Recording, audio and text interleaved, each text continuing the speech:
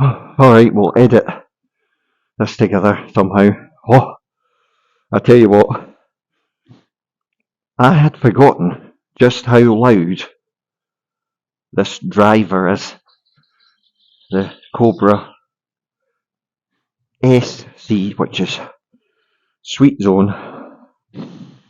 9 of them.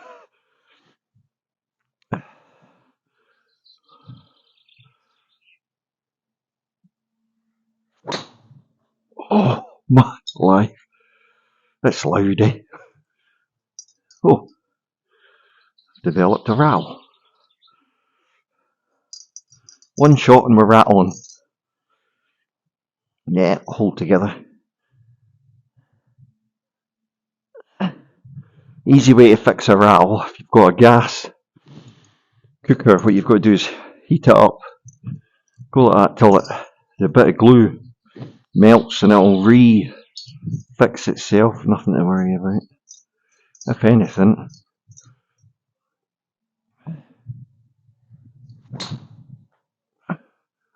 just a little bit of swing weight come loose. Great club. Right, let's compare it in sound. Whoa, because that is loud. Let's compare it to an M2 TaylorMade driver. Now this is the M2 Geoacoustic. Meant to be a really good driver. Let's compare it sound wise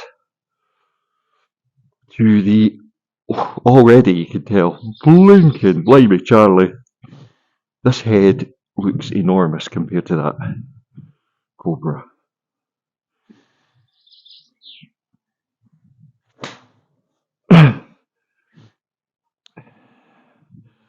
That's quite muted. Doesn't make any sound really, does it? And yet,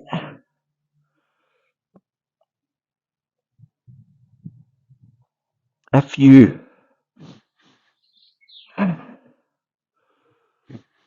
read the reviews of this club, the Geo was supposed to sound better than the original M2. Maybe I didn't quite catch it. Let's try it again.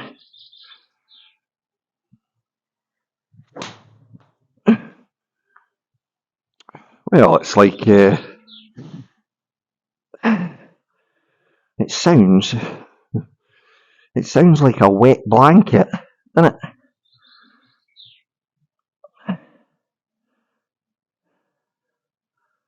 It just sounds like a. Whereas the Cobra, I think we can agree, sounds like 20 decibels louder, probably 50 decibels louder. This just feels. It feels good. It sounds awful. Let's hit another one, see if we can make it.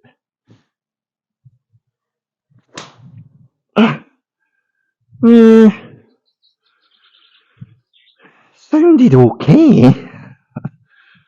It's a bit, innit? It's a bit muted. Right, so that's the TaylorMade M2. Just hit it there.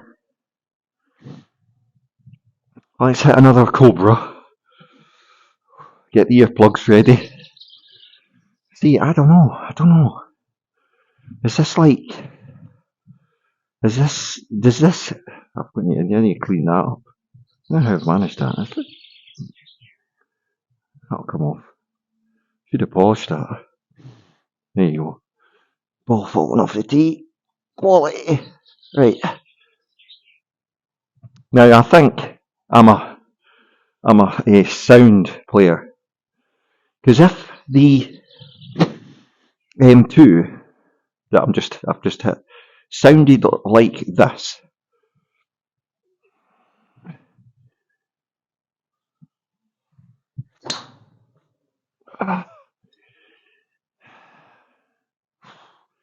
man, every single shot, look, that is caned out the middle.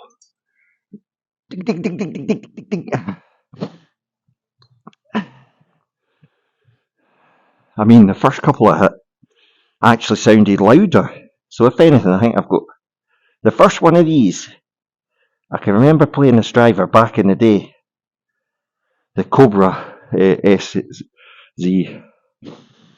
I'll need to get the gas cooker on it and sort that tiny little swing weight that's, or a bit of glue, because it'll just melt to the head again. If it sounded like, if the M2 sounded as good as this, how good a driver would it be? I just like the sound of this.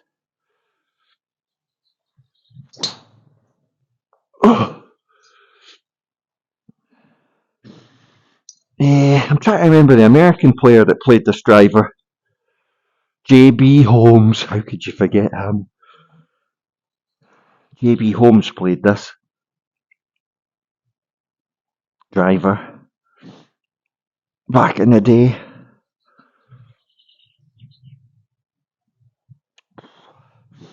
One of the slowest players ever on tour. Hits the ball a mile. Oh. Really cold today. Can you hear that? Hazards of buying a £15 driver. One hit, too much swing speed, and you've knocked the tiny bit of swing weight loose in the club. We'll be able to sort that, no bother. Right. One last hit with it.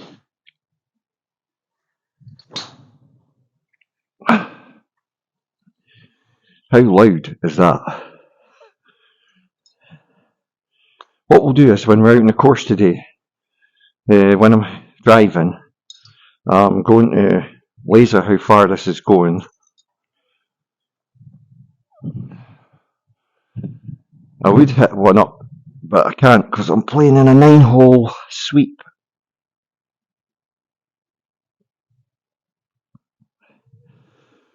Oh. So what we'll do is we'll laser the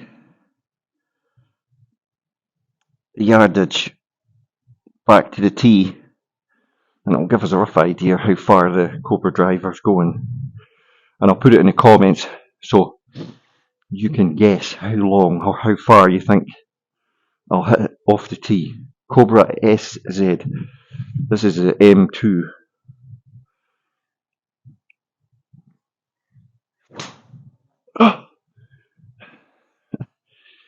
It kind of, it's a consistent sound. It's very, you know what, I'll tell you, well, just a couple of weeks back we tested the Stealth Plus, and that sounded louder than this. This actually sounds more like the Sim driver, doesn't it? But this is the M2, and the pros really liked this because of the framing on it. This bit here with the contrast, they went away from that, but I can see why they liked it, because when you put it down, it's really easy to know it's square to your flight line.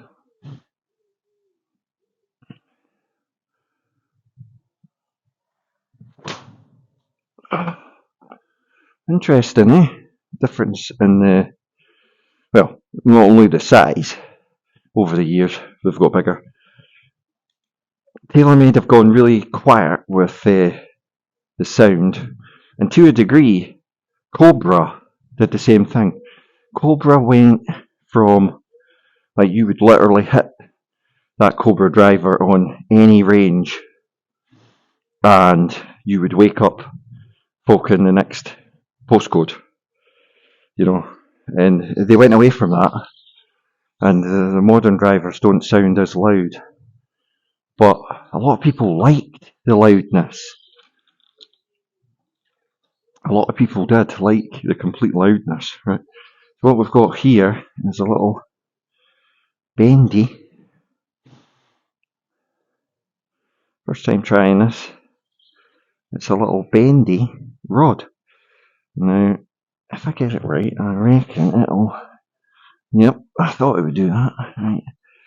Don't know what will happen if I hit a shot with it, but I was hoping that it would work like that. So let's try it. Maybe need to use it on the other hand, the right hand.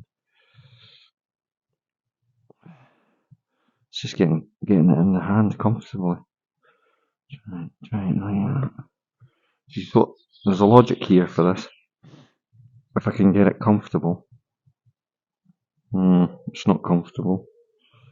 So, yeah, that's... yeah.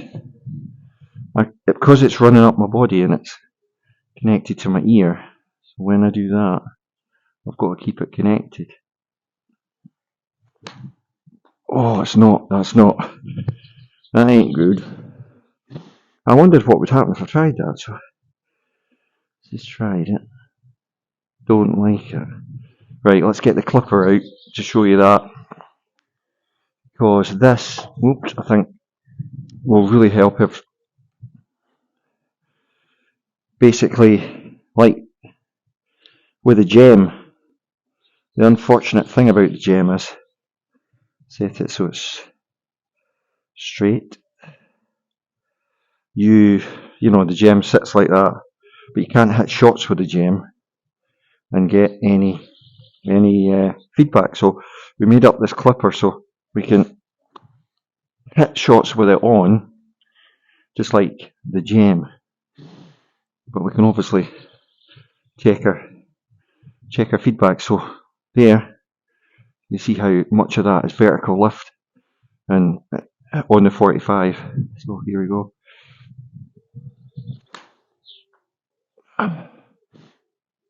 You can hit shots on it, no bother. It doesn't affect the swing weight of the club, and it doesn't flap about because it's a very strong clip. So there you go. Austin. Oh, that's working great. Now, the original idea with the clipper was so that you could visually set it on your club like that and give yourself the 45-degree throw angle, so that now you can visually see that your club's going that way. Now look, if I just do up on the 45 and I don't turn, there is where you are. But if you turn, there is where you are. So there's a lot going on in the golf swing, but you need to get your club here to match in, because your two moves, one's counteracting the other one. So your turn and your swing needs to be this side of the circle, because when you turn, you are keeping the club on plane on the circle, and this is where the clipper helps you get that initial part of your takeaway. So start slow, start going out and turn, blend it, and get yourself like a 25, 30 yard easy. Probably go further than that actually. That shot. This is a 9-iron, so you're not hitting it hard. You're just out, and you see how under load the release changes. So if you're not in motion, your release would be that. But you see, like if I really exaggerate this, right? So if I that way, you can see how under load that looks like you're crossing and flipping your hands like this and flipping your hands like that, but you're not. All your hands are doing is up on the 45, down on the 45, chopping wood like that. See? Now, watch what happens. This is just chopping wood, chopping wood. Watch what happens when you turn. looks exactly the same as what you see, doesn't it? But it's 2 moves, chop on the 45, if you want to call it that, karate chop, and a turn, and it cancels the move out. So it's, show you again, so you're just up on the 45, and your turn starts same time, completely cancelling out the chop effect. It's not even a big turn. If you watch Mo Norman, he did not turn his shoulders. Was he swinging his arms and hands only? No. He's swinging and he was turning. You need very, very little body rotation. Hardly any. Most of us, like me, had far too much body rotation and no vertical lift. The complete opposite of what you need. You need massive vertical lift and hardly any rotation. Now, everything that you watch on the television and everything that 90% of us pick up is wrong on the rotation side, because it's complete nonsense. You need less rotation and more of this. Mar the two together and you will absolutely stripe it. I mean, if you've watched Ram, if you watch that swing back, does Ram take it back any further than that? No. And he's, what is he? 328 yards, something in the region of that with a driver. And he's very much not a full swinger. Like, his body rotation and lift. You've just got to get that kind of. You can hear the difference is unbelievable. Everything is working. Your body is reacting to the club. The part that really, once you've clipped this on and you this will start to click with you because you're going up here and you're just turning whatever your turn is. What will really click with you is the amount of vertical and downward ground force you've got virtually instantly, because everything is now staying within the previous video. You're in a box and you're allowed to move vertically in this box, but you're not allowed to move this way. Right? That's another massive illusion in golf. Oh yeah, I'll hit it further if I transfer my weight. How many times have you heard that? Now, interestingly, when you're doing this, right, watch. So there, I'm 90% on my rear foot. Like, I'm evenly distributed 50-50. So there, I am now 90% loaded. I don't need to be any more than that. So, start off slow, really slow, and at the range, 9 iron, whatever, have this clipped on. We'll show you in a minute if you want to make one. You're literally doing that and that. Look where that is. Bang, perfect. But you've got to do it seamlessly, and that's the skill. So it's like, we'll show you this because it really does.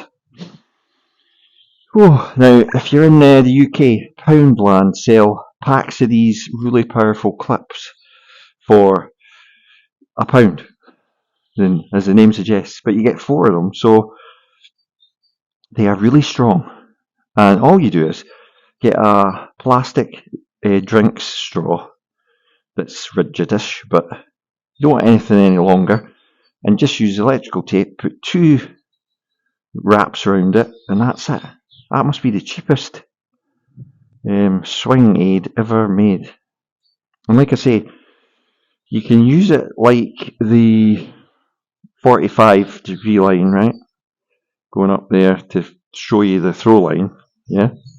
Or you can use it on your club like the gem, right? But you can hit balls with it like that, as I showed you. So it's got benefit of two uses. You can also clip it on your putter. And what it does on the putter is quite clever, because I'll show you. The putter is obviously key, and mainly what you want to do with a putter, obviously, is the better you get, the more you'll hit it out the middle. So I actually clip it on so that I get a line that's square to the face and in. So my hands now, I know that if my hands break, I want my hands to remain in a sort of set position forward of the blade, and I want to keep it like that. And the feedback you get with that on is quite amazing, because you get feedback on the hands being ahead and the ball coming out the middle. See, so you can use this little gadget on virtually every club in the bag. Because I had it on a 9-iron, stick that on the driver. I'll show you that actually. I'll hit one more with the driver. And show you it works on every club. It's great. So we'll stick it on the driver in the 45 position, showing you that we're doing exactly the same thing with the driver.